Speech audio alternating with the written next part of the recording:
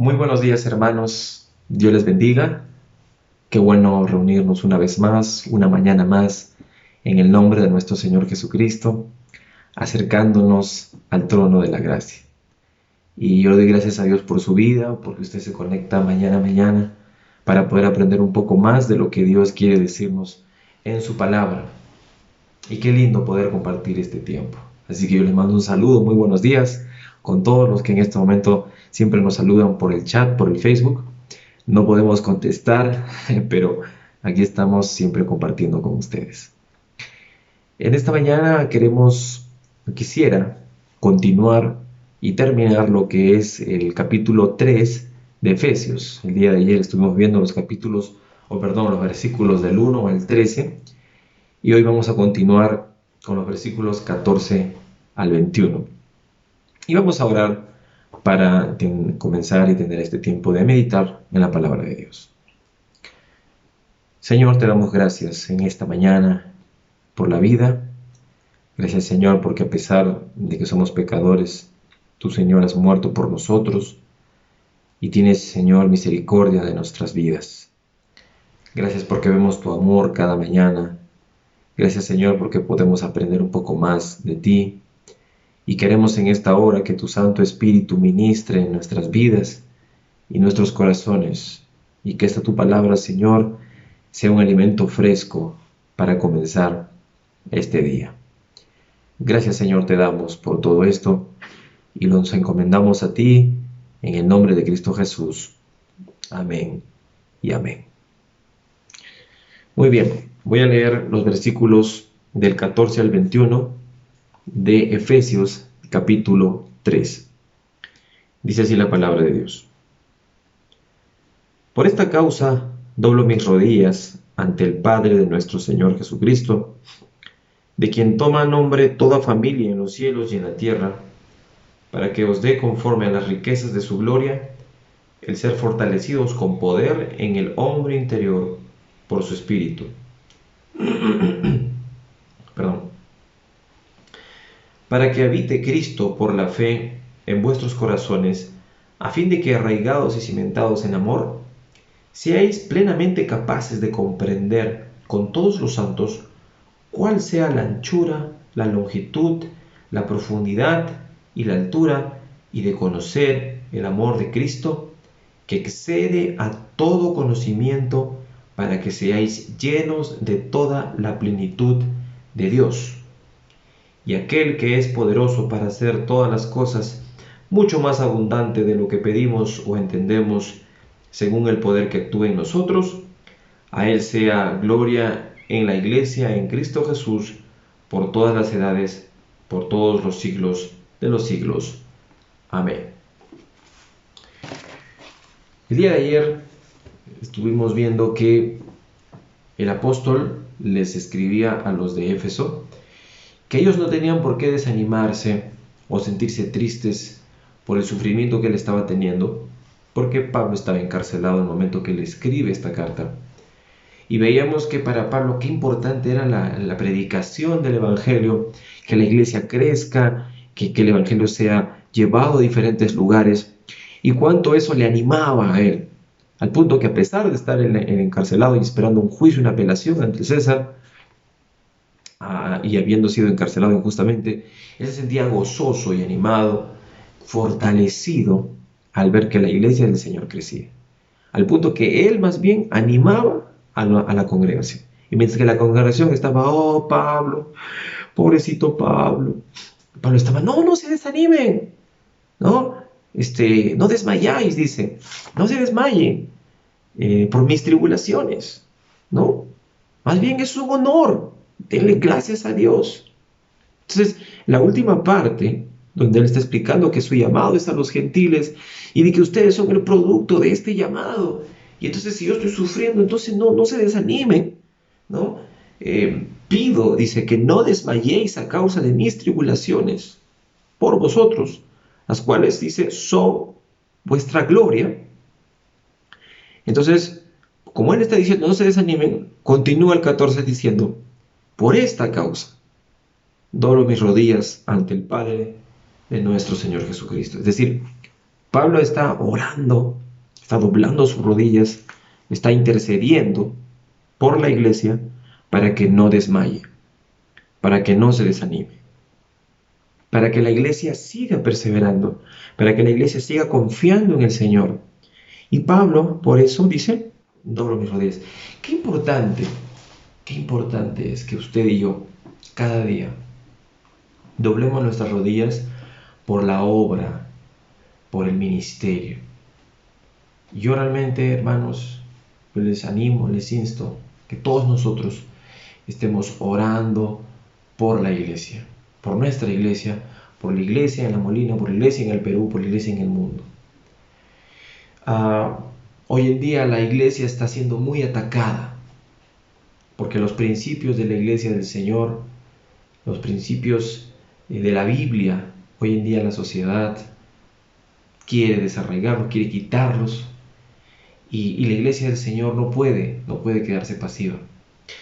Y realmente nuestra principal y más poderosa arma es la oración y la intercesión. ¿Para qué? Para que las iglesias se levanten con poder, para que ganemos más almas para Cristo, para que más peruanos conozcan al Señor, para que el Evangelio se expanda.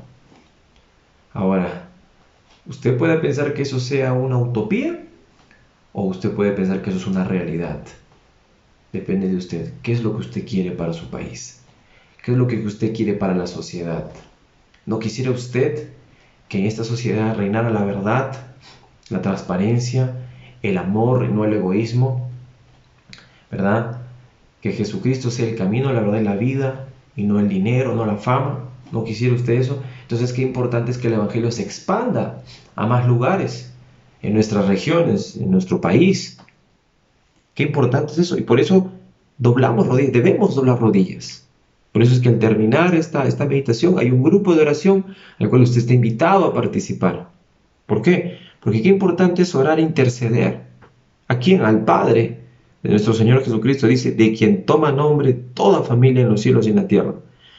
Bueno, dice, toma nombre toda familia. ¿Quiénes son los que invocan el nombre de Dios, del Padre? La familia de Dios. ¿Quiénes son los que invocan su nombre y la alaban? La familia de Dios, la iglesia. La iglesia que está en los cielos, que ya partió, todos aquellos que habían muerto por Cristo y que estaban en la presencia del Padre, clamando y alabando su nombre, y también la familia espiritual que está en la tierra, que son las iglesias que estamos y que hoy en día estamos también. Todos nosotros tomamos el nombre del Señor, lo proclamamos al Padre de nuestro Señor Jesucristo. A Él dice, en nombre de Él, Pablo dobla sus rodillas, en nombre de Él usted y yo debemos doblar nuestras rodillas. ¿Para qué? Dice en el versículo 16, para que os dé conforme a las riquezas de su gloria, el ser fortalecidos con poder en el hombre interior por su Espíritu, para que habite Cristo por la fe en vuestros corazones, a fin de que, arraigados y cimentados en amor, seáis plenamente capaces de comprender con todos los santos cuál sea la anchura, la longitud, la profundidad y la altura, y de conocer el amor de Cristo. ¿Qué está diciendo aquí el apóstol? En primer lugar, que Dios nos va a dar conforme a las riquezas de su gloria. Dios tiene mucho que dar. Dios tiene muchas bendiciones para tu vida. En la Escritura vemos miles de bendiciones que Dios tiene para los que invocan su nombre. Yo le pregunto, ¿usted conoce esas bendiciones? ¿Usted se afirma en esas bendiciones? ¿Usted se esperanza en esas bendiciones? ¿Las conoces? ¿Por qué hay tanto cristiano tan desesperado, tan angustiado? Se aflige por la situación actual, se aflige por las injusticias, las circunstancias. ¿Y dónde están? ¿Dónde quedan las promesas del Señor? Ahí están, en ese momento, en el momento que ocurren las injusticias, en el momento que la sociedad da un vuelco, en el momento en que todo se pone turbio, en el momento en que uno no sabe qué va a pasar en el futuro. Para eso, en ese momento, Dios ha dado sus promesas para que las tome usted, se agarre de ellas, y ahí usted puede experimentar las riquezas de la gloria del Señor. ¿Cuáles son? Algunas mencionan. Uno, el ser fortalecidos con el poder en el hombre interior por su espíritu. Si hay algo que realmente puede tumbar al más fuerte, es el desánimo. Y usted y yo, hermano, hermana que me escucha, si hay algo que no debemos permitir en nuestra vida, es el desánimo, es el que nuestro espíritu se apague. ¿Sabe qué es lo que apaga el espíritu? Andar en la carne, no vivir espiritualmente. El pecado. El pecado, cuando uno peca, contrista al espíritu. Nuestro espíritu se contrista, se duele, el Espíritu Santo le da pena, le da dolor cuando uno peca, y entonces uno empieza a vivir en la carne y el espíritu se apaga. Y hermanos, cuando eso ocurre, cuando el espíritu se apaga, entonces empieza el desánimo.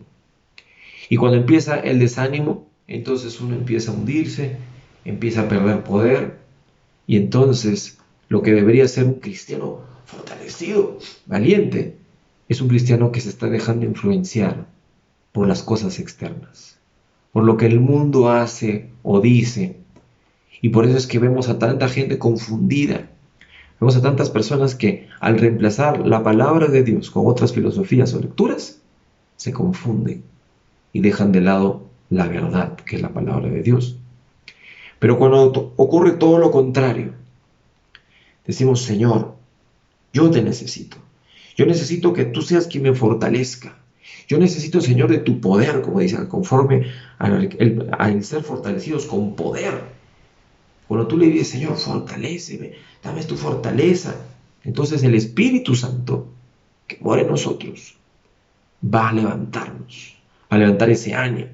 Ahora, esto no es algo que ocurre de la nada de un momento a otro, que estoy así de frente venimos, no, sino que usted y yo tenemos que pedirle al Señor, y además eso también involucra escuchar, recordar las promesas, porque el Espíritu Santo nos recuerda, ¿verdad?, todo lo que hemos aprendido. Escuchar su palabra, escuchar los mensajes, tener tiempos de comunión con Él, pasar tiempo con Él. Qué importante es eso, pasar tiempo con Dios, y entonces el Espíritu empieza a hacer su obra. ¿Cuál es? Fortalecer el hombre interior.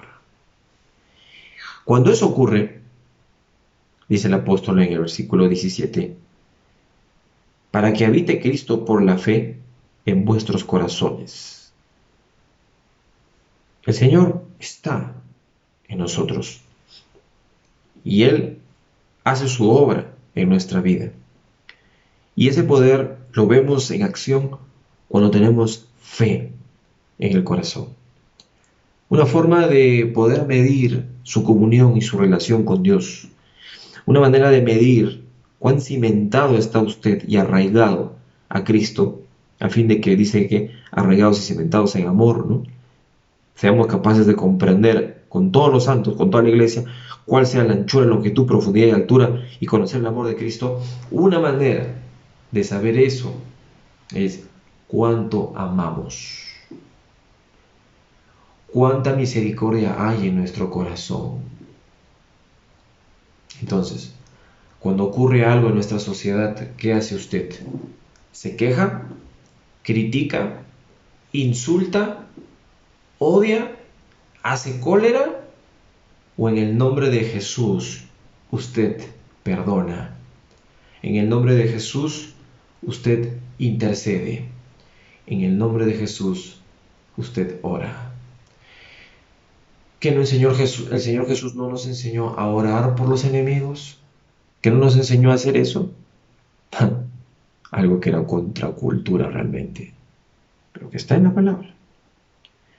Y cuando nosotros, hermanos, estamos cimentados y arraigados en su amor, cimentados y arraigados en su poder, créanme, podemos vivir plenamente en el Señor. Y podemos conocer su amor a tal magnitud que realmente podemos vivir a la altura del apóstol. ¿Cómo vivió el apóstol? Él era encarcelado por la obra. Él, por la obra del Señor, por causa de los gentiles, era preso. Algunos creen hasta condenado a muerte. Y él, más que estar pensando en, ay, pobre de mí, ¿qué será de mí? Pobrecito de mí. Dios, ¿por qué permites esto en mi vida? ¿No? En vez de estar con por qué, él está escribiendo y animando a otros, diciéndoles, esto es mi llamado, esta es la voluntad de Dios, siéntanse gozosos. ¡Wow!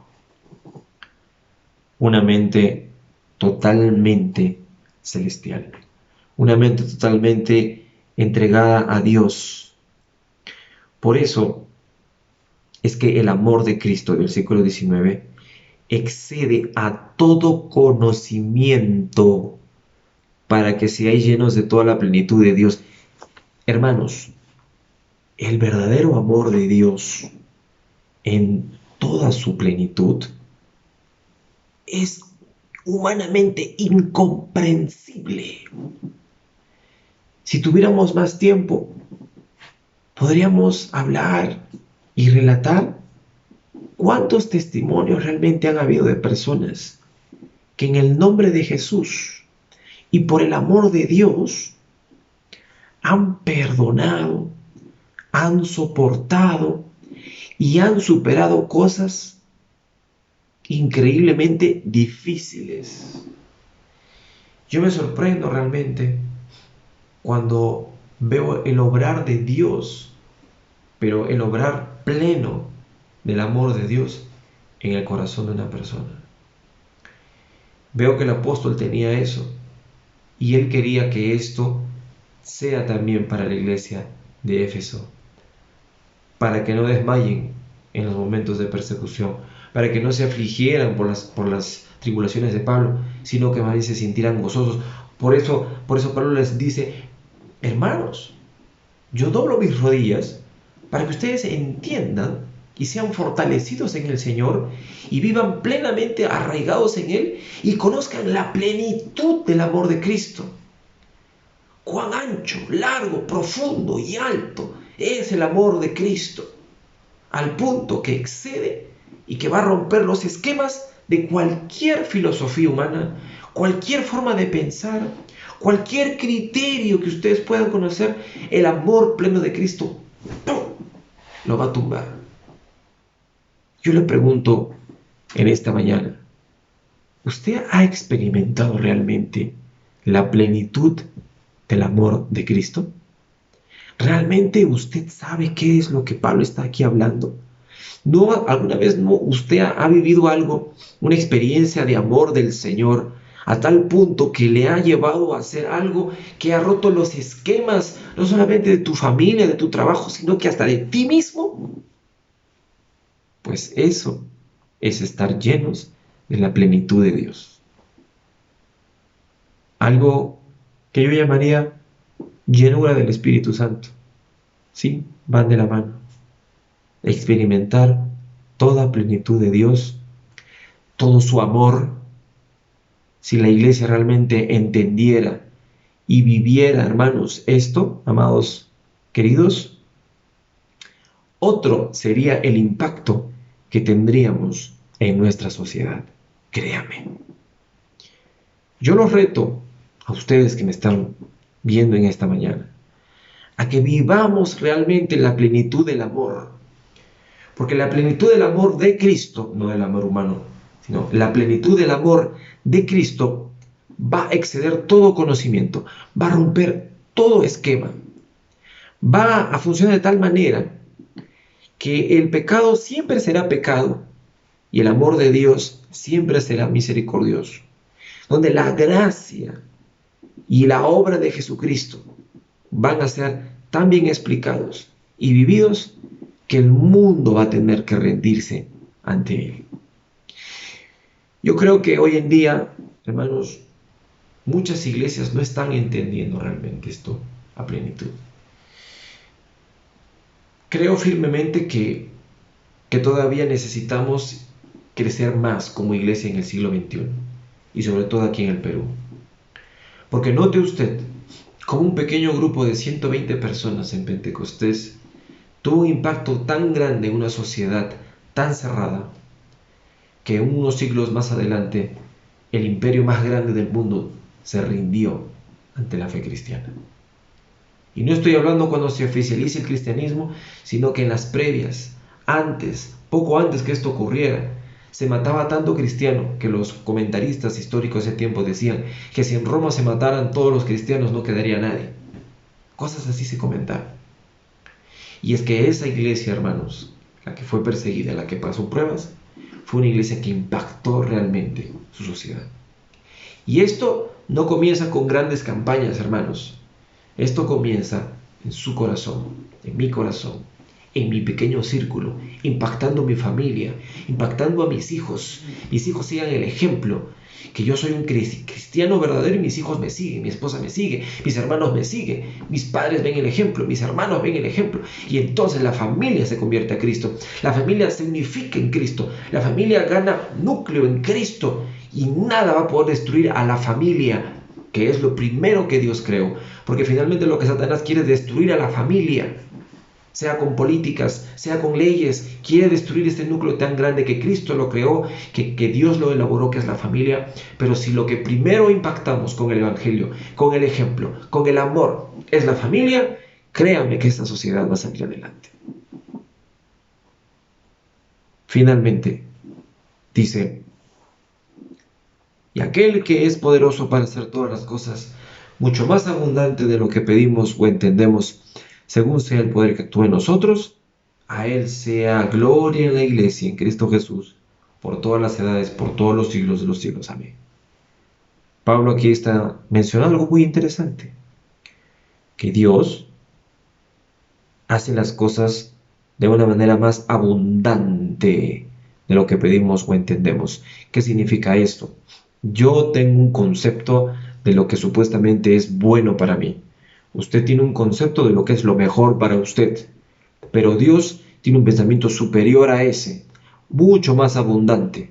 De tal manera que si usted le dice algo: Señor, dame A, B, C, D, Dios tiene para usted todo el abecedario.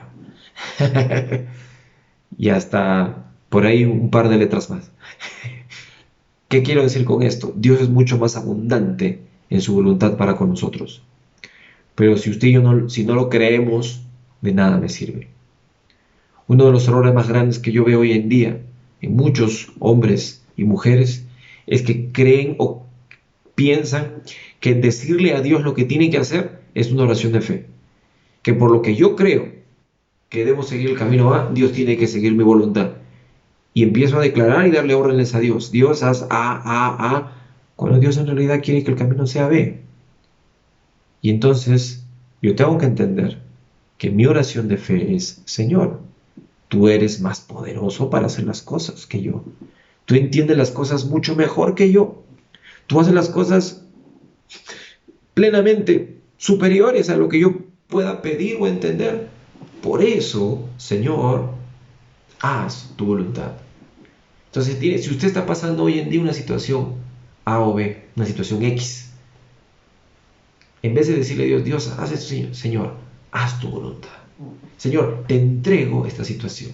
Señor, esto que no estoy entendiendo, esto que me está pasando, lo entrego a ti. Haz tu voluntad, Señor, porque confío que tú vas a hacer lo mejor para mí. Qué poderoso es decir: Señor, te lo dejo a ti, haz tu voluntad. Pero ¿sabe qué, hermano? Esto es también, dice, según el poder que actúa en nosotros. ¿Y qué pasa si yo soy una persona que no estoy andando como los versículos anteriores? No estoy andando espiritualmente. No estoy andando en el espíritu. No estoy andando... La palabra poder en el griego es dunamis. Y dunamis viene de dinámica, no de dinamita por si acaso, de dinámica. Y la dinámica, hermanos, es cuando una persona está en el ejercicio de las dinámicas espirituales, en el ejercicio de la vida espiritual. Entonces, el poder que actúa en nosotros es el dinamismo que hay en el espíritu. en la frecuencia con la que yo me muevo espiritualmente, sea para servir al Señor, sea para vencer tentaciones, sea para hacer las cosas en el nombre de Jesús, entonces yo no voy a poder pedir según la voluntad de Dios si mi vida está andando en la carne. Voy a pedir mal, voy a pedir para mis deleites, y entonces eso no va a funcionar. Por eso es que en la medida en la que yo tenga un dinamismo con el Señor, una vida de oración activa, una práctica espiritual, yo voy a poder pedir de una manera correcta al Señor, de tal manera que Él obre de una manera más abundante y poderosa de lo que yo puedo pensar. Y por eso es que el apóstol dice finalmente, a ese Dios, a ese Señor, a ese Cristo Jesús, que es poderoso, a Él sea la gloria en la iglesia por siempre. No nos olvidemos de dar siempre la gloria a Dios. No nos olvidemos de que Cristo sea exaltado. Iglesia, adoremos al Señor. Adorar no solo es cantar. Sí, cuando cantamos, adoramos al Señor. Pero no solamente es eso, sino que es con cada cosa que yo diga, piense o haga, en esta Dios sea exaltado, Dios sea glorificado. Hagamos esto, planteémonos esto, retémonos esto, hermanos. Vivir en la plenitud del amor del Señor. ¿Para qué? Para que cuando haya situaciones difíciles, haya situaciones complicadas, nosotros podamos estar como el apóstol, gozosos, bien parados, fortalecidos, arraigados en el nombre del Señor, al punto que si viene una tribulación o persecución por Él, sintamos gozo, no aflicción, sino gozo en el nombre de Jesús. Eso es un reto muy grande, hermanos. No es imposible si se lo pedimos al Señor. No es difícil si nos rendimos delante del Señor, porque no va a ser nuestras fuerzas, sino las fuerzas de Él. Así que yo quiero en este momento terminar orando y suplicando al Señor para que Él sea quien nos guíe, para que Él sea quien nos fortalezca, para que sea el que nos muestre el camino y la forma de vivir en la plenitud de su amor. Acompáñenme, por favor, en oración. Amado Dios, gracias te damos en esta hora. Gracias, Señor, por el apóstol Pablo, que a pesar de estar encarcelado, vivió en la plenitud de tu amor. Él podía entender a gran escala, porque vivía arraigado y aferrado a ti. Él podía entender, Señor, tu amor, y podía pensar de una manera diferente a la manera natural de pensar, al punto que, a pesar de pasar tribulación, a pesar de estar en momentos difíciles, él se gozaba delante del Señor, porque sabía en quién creía y en quién estaba firmado. Y este conocimiento, Señor, Él quería que lo tengan los de la iglesia de Éfeso, y también quiere que lo tengamos nosotros hoy en día, que por ninguna razón, que por ningún motivo nos desanimemos, sino que ante las situaciones difíciles, sea a nivel del país, del gobierno, sea a nivel personal, familiar, del trabajo, nosotros podamos aferrarnos a ti, podamos arraigarnos a ti, podamos estar tranquilos, con un corazón lleno de amor, de perdón, de confianza y de esperanza. Señor, hoy te pido por mis hermanos que nos están viendo en esta mañana, para que tú los fortalezcas, para que tú renueves su hombre interior y para que cada uno de nosotros podamos vivir en la plenitud de tu Santo Espíritu, en la plenitud de tu amor, y podamos salir fortalecidos, creyendo y confiando de que tú haces las cosas mucho mayor abundantemente de lo que nosotros entendemos, y poder vivir dándote la gloria y la honra que solo tú te mereces. Gracias, Señor. Gracias, Dios. Queremos eso para nuestras vidas y por eso te lo pedimos fuertemente. Te pedimos, Señor, que nos des esa plenitud de tu amor y quita de nosotros todo pecado, quita de nosotros toda duda, Señor, y ayúdanos a vivir en esa plenitud de tu amor. Gracias, Señor. Te exaltamos, te alabamos y todo esto te lo pedimos en el nombre de Cristo Jesús. Amén y amén. Amén, hermanos. Gracias por sintonizarnos y ahora les invitamos a participar de nuestro tiempo de oración, el cual usted puede ver el link que aparece ahí en la pantalla y puede estar con nosotros en ese tiempo tan especial. Muchas bendiciones, muy buenos días y que el Señor les bendiga.